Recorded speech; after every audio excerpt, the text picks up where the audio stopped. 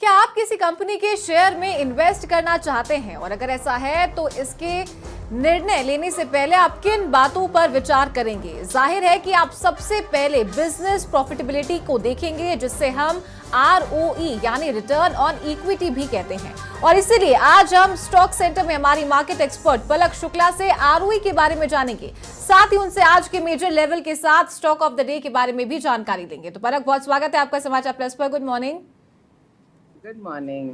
तो पलक, लगातार गिरावट के दौर के बाद आखिरकार सेंसेक्स 584 अंक की तेजी के साथ 81,634 पर बंद हुआ था और आज RBI मॉनिटरिंग पॉलिसी कमेटी की मीटिंग भी है। तो ऐसे में मार्केट क्या कुछ खास देखने को मिल सकता है मार्केट में, क्योंकि रेपो रेट में बदलाव की उम्मीद ना के बराबर दिखाई दे रही है।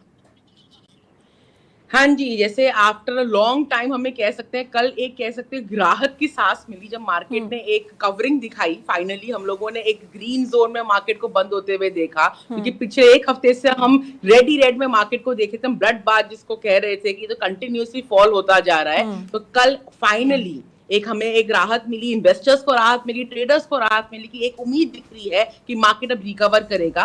हाँ जी, जैसे मैं कह रही थी कि 7 to 9 अक्टूबर RBI की मीटिंग का भी टाइम चल रहा था उस वक्त, और जो रेपो रेट है वो अनचेंज होने की बात चल रही है, तो उससे भी हमारे मार्केट पे एक पॉजिटिव इंपैक्ट पड़ेगा। और उसके अलावा जैसे बीजेपी की जो विनिंग हुई है हरियाणा में, उसका भी बहुत सीधा इफेक्ट हमको हमारे मार्केट में दिखा है, मार्केट को ग्रो करते हुए, आगे बढ़ते हुए। उसके अलावा जो एशियन मार्केट है, जो ग्लोबल मार्केट है, वो भी अब संभलता दिख रहा है, क्योंकि इतना ज्यादा डाउनफॉल आ गया है कि अब कहीं ना कहीं सपोर्ट लेना बहुत जरूरी था मार्केट को world wide, not only India but world wide, क्योंकि इकोनॉमी हर जगह की इफेक्ट हो रही थी ये। तो अब हम एक एक्सपेक्ट कर सकते हैं कि हाँ, अब आने वाले दिनों में हम वापस से एक चढ़ाव की तरफ अपने आप को देख रहे हैं। तो ये काफी एक राहत रहेगा इन्वेस्टर्स और ट्रेडर्स के लिए। तो अगर मैं आज की बात करूं तो मैं आज एक रिकमेंड करूंगी कि आज का हमारा जो लेवल रहेगा वो 24,860 काफी एक इंपॉर्टेंट लेवल रहने वाला है, क्योंकि कल मार्केट 25,000 के ऊपर थोड़ा फाइनली जाके बंद हुआ। मतलब अब तक ये स्ट्रगल कर रहा था इस लेवल को तोड़ के ऊपर बंद होने में, पर कल हमको फाइनली ये चीज देखने को मिली। तो अगर उसे वो मेंटेन करना है, वो लेवल आज या आने वाले वीक में मेंटेन करना है, तो 24,860 एक ऐसा इंपॉर्टेंट लेवल रहने वाला है जिसके ऊपर मार्केट को इस फ्राइडे तक सस्टेन करना पड़ेगा। अगर इसके ऊपर ये रह जाता है तो हमें कहेंगे कि आने वाले वीक में हम वापस से एक चढ़ाई की तरफ शुरुआत करेंगे हमारी। और अगर ये होता है तो हमारे कुछ रेजिस्टेंस लेवल भी होते हैं, जैसे हमेशा मैं कहती हूँ, जिससे हमारे ट्रेडर्स को स्पेशली काफी आइडिया रहता है कि वो कहाँ अपनी पोजीशन स्क्वायर कर सकते हैं, और जो नए ट्रेडर्स होते हैं वो कहाँ इनिशिएट कर सकते हैं। तो वो रेजिस्टेंस लेवल होंगे 24,976, 25,153, 25,440 एंड 25,727। ये होंगे अगर मार्केट इन्हें चढ़ाई शुरू कर दी तो। बट अगर अनफॉर्चुनेटली कुछ ऐसा इवेंट फिर से आ जाता है ग्लोबली, जिससे मार्केट को वापस पुल बैक देखने को मिलता है, तो हमारे कुछ सपोर्ट लेवल्स भी रहेंगे जो भी ध्यान रखने बहुत जरूरी है। वो सपोर्ट लेवल हमारे रहेंगे 24,689, 24,436 एंड 24,292। ये कुछ हमारे ऐसे लेवल्स रहेंगे जो हमारे ट्रेडर्स को स्पेशली ध्यान में रखना पड़ेगा। अगर मार्केट गिरता है तो यहाँ से उम्मीद है चढ़ने की।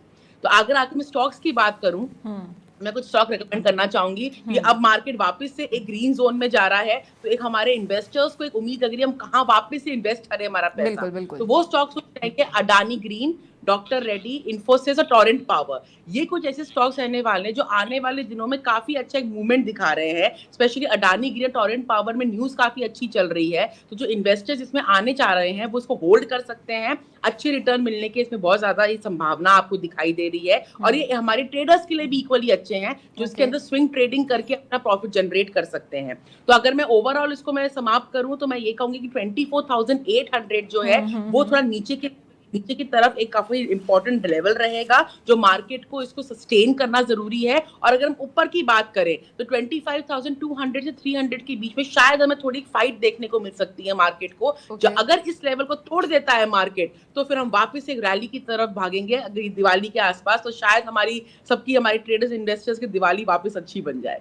ओके, तो पलक, आज का जो हमारा वर्ड है वो ROE है। तो आपसे जानना चाहेंगे कि ROE क्यों इतना इंपॉर्टेंट होता है और इसे कैलकुलेट करने का सही तरीका क्या है? देखिए, हम जिस सीरीज में बात कर रहे हैं पिछले कुछ दिनों में, ये कुछ पैरामीटर जो वर्ड्स में डिस्कस कर रही हूँ आप सबसे, रिटर्न ऑन इन्वेस्टमेंट हो गया या आपकी इक्विटी ईपीएस हो गया या प्रॉफिट अर्निंग रेशियो हो गया, ये बहुत इंपॉर्टेंट होते हैं इन्वेस्टर्स के पॉइंट ऑफ व्यू से, क्योंकि ये सब आपको डिसाइड करने में हेल्प करते हैं कि भाई हमें किस कंपनी में पैसा लगाना है। क्योंकि पैसा लगाना इंपॉर्टेंट नहीं होता है, आपकी ग्रोथ भी इतनी इंपॉर्टेंट होती है कि अगर हम पैसा लगाया, हम टाइम दे रहे हैं, हम अपना मनी उसमें दे रहे हैं, तो क्या वो रिटर्न हमको मिलेगा कि नहीं। तो उसी सीरीज को हम कंटिन्यू करते हुए हम इसमें एक और एक टर्म आज डिस्कस करेंगे जिसका मतलब है रिटर्न ऑन इक्विटी, ROE। अब ये क्या होता है, ये कंपनी की प्रॉफिटेबिलिटी को एसेस करता है शेयर होल्डर्स की इक्विटी के दम पे। मतलब अगर हम उसके ऊपर पैसा लगाते हैं, इक्विटी शेयर होल्डर्स पैसा लगाती है, तो कंपनी कितना पैसा जनरेट करके, प्रॉफिट जनरेट करके हमारे इक्विटी शेयर होल्डर्स को दे सकती है, ये रेशियो आपको वो एसेस करवाता है। तो ये बहुत इंपॉर्टेंट होता है क्योंकि आप एक हिस्सा बन रहे हैं कंपनी का, आपने अगर कुछ पैसा भी उसमें लगाया है तो उतने पर्टिकुलर शेयर के आप मालिक हैं उस कंपनी के। तो as an owner, as a owner of the company, ये आपको बहुत इंपॉर्टेंट होता है जानना कि जिस कंपनी में आप पैसा लगा रहे हैं उसकी कैपेसिटी कितनी है कि आपके पैसे के दम पे वो आपको कितना प्रॉफिट वापस दे सकती है। तो ये ROE की एक चीज होती है। अब इसका भी एक मैथमेटिकल फॉर्मूला होता है कैलकुलेट करने का, एंड फॉर्चुनेटली ये जो फॉर्मूलाज होते हैं बहुत ज्यादा कॉम्प्लिकेटेड नहीं होते हैं, कोई भी लेमन डेटास को लेकर इसको आराम से कैलकुलेट कर सकता है। तो ROE का जो फॉर्मूला होता है वो होता है जो कंपनी की नेट इनकम होती है उसको डिवाइड कर दीजिए total number of share holder equity के।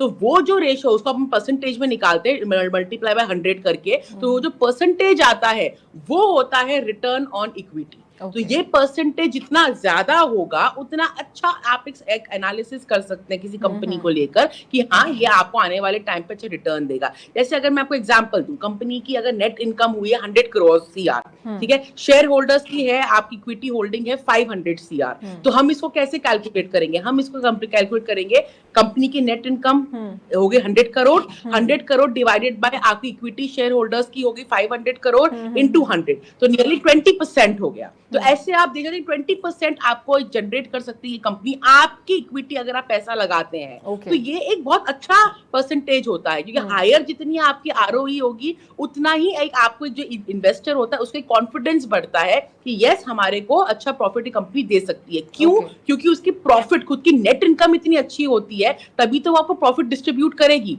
अगर वो कंपनी अच्छा कमा रही होगी तभी तो वो अपनी इक्विटी शेयर होल्डर को रिटर्न दे सकती है। अगर कंपनी की अर्निंग इतनी नहीं होगी तो वो आपको आपके इन्वेस्टमेंट में क्या रिटर्न देगी। तो इसीलिए एसेसिबिलिटी के लिए बहुत इंपॉर्टेंट हो जाता है कि आप उन कंपनी की बैलेंस शीट देखें, और ये सारे जो मैं टर्म्स आपको बताती हूँ वो सब बैलेंस शीट में मेंशन होते हैं उनके, तो वो कैलकुलेट करने की भी जरूरत नहीं होती। पर आपको ये पता होना चाहिए कि भाई क्या किस परसेंटेज है, मान लीजिए कोई वैल्यू है, क्या वो वैल्यू हायर साइड पे है कि लोअर साइड पे है, तो ये आपको बेसिक नॉलेज होनी चाहिए। अब इसके फायदे क्या होते हैं? इसके फायदे बेसिकली ये होते हैं कि सबसे बड़ी बात है कि ये आपको पैरामीटर हेल्प करती है कोई दूसरी कंपनी से कंपेयर करने के लिए। अगर आप किसी 3-4 कंपनीज को एक साथ कंसीडर कर रहे हैं इन्वेस्ट करने के लिए, तो ये बहुत इंपॉर्टेंट आपको दिखा सकता है कि भाई कौन सी कंपनी कितना ROE जनरेट कर रही है। जो कंपनी ज्यादा जनरेट कर रही होगी उसके पास परफॉर्मेंस को भी देखना बहुत इंपॉर्टेंट होता है। सिर्फ एक साल की रिपोर्ट से हम ये एसेस नहीं कर सकते कि वो कंपनी आने वाले टाइम पे भी अच्छा आपको ROE देगी। अगर 3-4 साल से कंसिस्टेंटली अपने रिटर्न, अपने इक्विटी शेयर होल्डर्स को अच्छा रिटर्न दे रही है, तो हम एक अनुमान लगा सकते हैं कि हाँ ये एक स्टेबल कंपनी है, इसने काफी अच्छी रिटर्न जनरेट किए हैं और अपने डिविडेंड अपने शेयर होल्डर्स को भी अच्छा रिटर्न दे रही है। तो ऐसे हम 3-4 कंपनी को कंपेयर कर सकते हैं।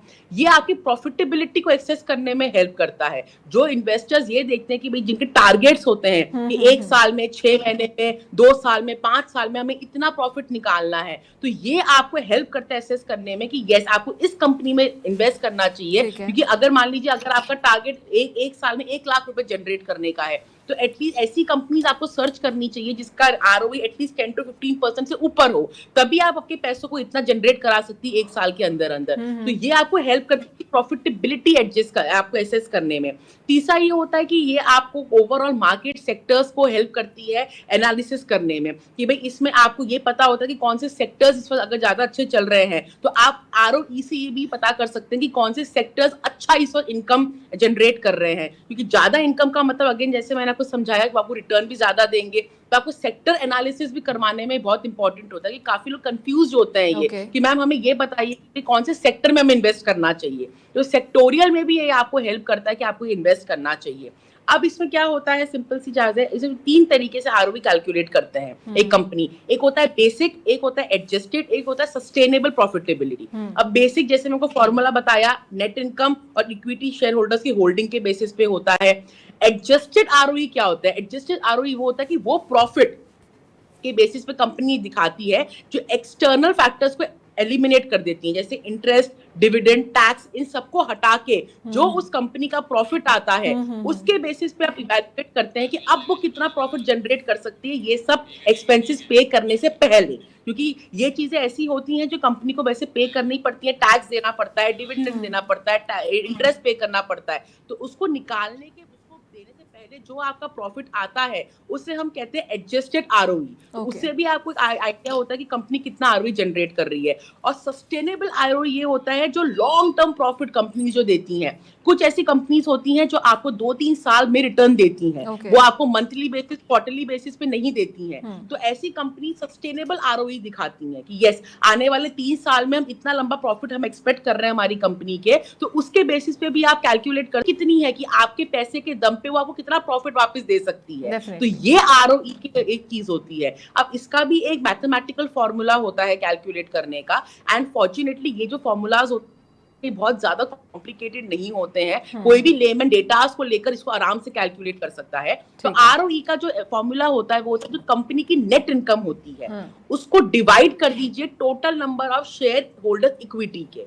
तो वो जो रेशियो उसको हम परसेंटेज में निकालते हैं, मल्टीप्लाई बाय 100 करके, तो वो जो परसेंटेज आता है वो होता है रिटर्न ऑन इक्विटी। तो ये परसेंटेज जितना ज्यादा होगा उतना अच्छा आप एक एनालिसिस कर सकते हैं किसी कंपनी को लेकर कि हाँ ये आपको आने वाले टाइम पे अच्छा रिटर्न देगा। जैसे अगर मैं आपको एग्जांपल दूं, कंपनी की अगर नेट इनकम हुई है 100 करोड़ CR, ठीक है, शेयर होल्डर्स की है, आपकी इक्विटी होल्डिंग है 500 CR, तो हम इसको कैसे कैलकुलेट करेंगे? हम इसको कैलकुलेट करेंगे, कंपनी की नेट इनकम हो गई 100 करोड़, 100 करोड़ डिवाइडेड बाय आपकी इक्विटी शेयर होल्डर्स की होगी 500 करोड़ इनटू 100, तो नियरली 20% हो गया। तो ऐसे आप देख रहे हैं 20% आपको जनरेट कर सकती है कंपनी आपकी इक्विटी अगर आप पैसा लगाते हैं। तो ये एक बहुत अच्छा परसेंटेज होता है, क्योंकि हायर जितनी आपकी आरओई होगी उतना ही एक आपको जो इन्वेस्टर होता है उसके कॉन्फिडेंस बढ़ता है कि यस हमारे को अच्छा प्रॉफिट कंपनी दे सकती है। क्यों? क्योंकि उसकी प्रॉफिट, खुद की नेट इनकम इतनी अच्छी होती है, तभी तो वो आपको प्रॉफिट डिस्ट्रीब्यूट करेगी।